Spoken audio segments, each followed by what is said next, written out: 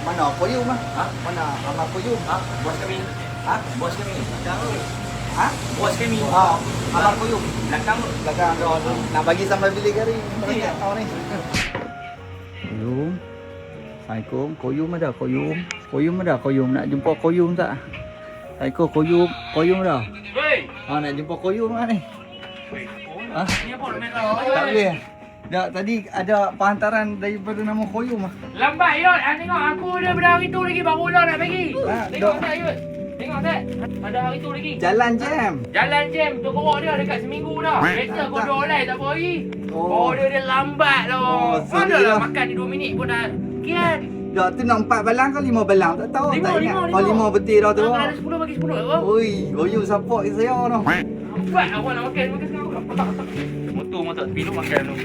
Dah tu bau sampai buka terus. Dia jadi ketagih eh. Saya mesti dia kes lah Mi. Tengok. Duduk seorang-seorang. Kukrak.